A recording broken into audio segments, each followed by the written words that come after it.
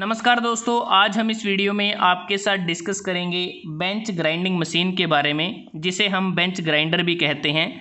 और यह grinding machine rough और नॉन प्रिसीजन ग्राइंडिंग मशीन के अंतर्गत आती है। इस मशीन का प्रयोग हम वर्क पीस के ऊपर फिनिशिंग ऑपरेशन को परफॉर्म करने के लिए करते हैं, ताकि हम वर्क पीस पर स्मूथ सरफेस फिनिश को प्रोवाइड कर सकें और क्लोज डायमेंशनल और ज्योमेट्रिकल एक्यूरेसी को प्रोड्यूस कर सकें। अब बात करते हैं कि इस ग्राइंडिंग मशीन को करते समय हमारी रिक्वायरमेंट क्या रहती है, क्योंकि इसमें जो भी ऑपरेशन हम परफॉर्म करते हैं, चाहे हम ग्राइंडिंग करें या फिर पॉलिशिंग करें, तो उस केस में हमें एक ग्राइंडिंग व्हील की आवश्यकता होती है।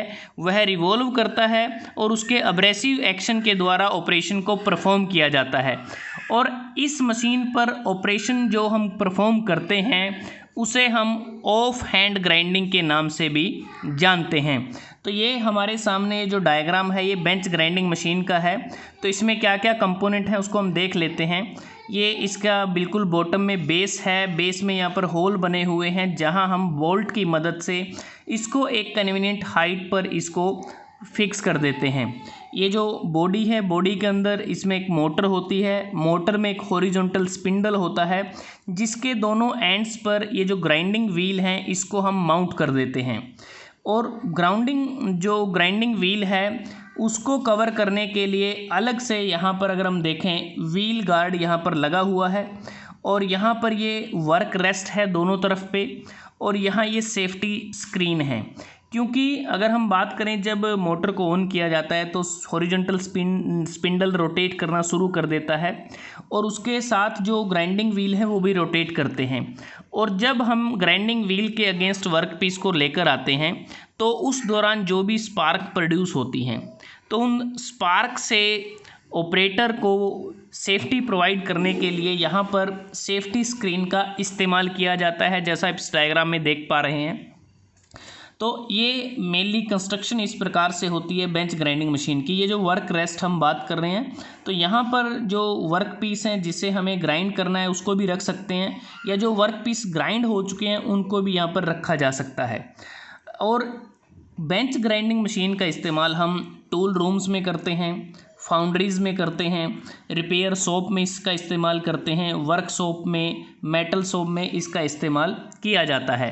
बेंच ग्राइंडिंग मशीन का प्रयोग हम light general purpose grinding operation के लिए करते हैं। और इसके अतिरिक्त जो टूल हम इस पर शार्प कर सकते हैं उसमें हम मुख्यतः चीज़ल है, पंचेस हैं, ड्रिल बिट है, टूल बिट है, और जो लेथ मशीन पर हम सिंगल पॉइंट कटिंग टूल का इस्तेमाल करते हैं उसे भी इसके ऊपर हम ग्राइंड कर सकते हैं। अब बात करते हैं कि जो दो ग्राइंडिंग व्हील हम इसमें इस्तेमाल करते हैं वो बेसिकली एक होता है रफ़ फिनिशिंग के लिए और दूसरा होता है फाइन फिनिशिंग के लिए। रफ़ फिनिशिंग के केस में हम वर्क पीस से बड़ी तेज़ी के साथ क्विकली ज़्यादा मटेरियल को रिमूव करते हैं, बिना किसी सरफेस फिनिश को ध्यान में रखते हुए। लेकिन जो फाइन फिनिशिंग जो व्हील होता है उस पर हम बहुत ही कम अमाउंट का जो मटेरियल है वर्क पीस से रिमूव करते हैं, ताकि हमें एग्जैक्ट डायमेंशन के साथ, एग्जैक्ट एक्यूरेसी के साथ वर्क पीस पर जो भी साइज़ हमें चाहिए, जो भी एंगल हमें चाहिए वो मिल जाए। तो फाइन फिनिशिंग के केस में कम मटेरियल को वर्क पीस से रिमूव किया जाता है। उसके बाद बात करते हैं कि जो बेंच ग्राइंडिंग मशीन है ये बेसिकली कुछ फीचर्स भी हैं इसकी, जैसे कि इस पर जो नियंत्रण है बहुत ही बढ़िया रहता है, क्योंकि जिस स्पीड पर हमारे जो ग्राइंडिंग व्हील हैं वो रोटेट करते हैं वो ऑलरेडी जिस मैन्युफैक्चर से मशीन आई है उसके द्वारा ऑलरेडी सेट करके दिए जाते हैं। और इसको चलाना भी आसान है, ईजी टू लर्न, और इसको बड़ी आसानी से सीखा भी जा सकता है। और इसकी कॉस्ट भी कम है दूसरी ग्राइंडिंग मशीन के कंपैरिजन में। और अगर ये ख़राब भी हो जाती है तो इसकी जो रिपेयर या जो रिप्लेसमेंट है वो भी ज़्यादा कॉस्टली नहीं है। अब बात करते हैं कि जब इस ऑपरेशन को, ग्राइंडिंग ऑपरेशन को बेंच ग्राइंडिंग मशीन पर हम परफॉर्म करते हैं तो हमें कूलेंट का भी प्रॉपरली इस्तेमाल करना चाहिए, क्योंकि जो कूलेंट हम इसमें इस्तेमाल कर सकते हैं उसमें वाटर सॉल्यूशन हो सकता है, इमल्शन हो सकते हैं, ग्राइंडिंग ऑयल हो सकते हैं। अगर ड्राई ग्राइंडिंग करते हैं तो एयर का भी इस्तेमाल किया जा सकता है, क्योंकि कूलेंट हम या कटिंग फ्लूइड हम इसलिए इसमें इस्तेमाल करते हैं जब हम वर्किंग करते हैं तो उस दौरान बहुत ज़्यादा हीट जनरेट होती है, तो उसको कम करने के लिए कूलेंट का इस्तेमाल किया जाता है। यूनिफॉर्म टेम्परेचर को मेंटेन करने के लिए कूलेंट का इस्तेमाल किया जाता है, ताकि हम वर्कपीस या जॉब की जो डिस्टॉर्शन है उसको कम कर सकें और व्हील के ब्रेकेज को भी हम रोक सकें।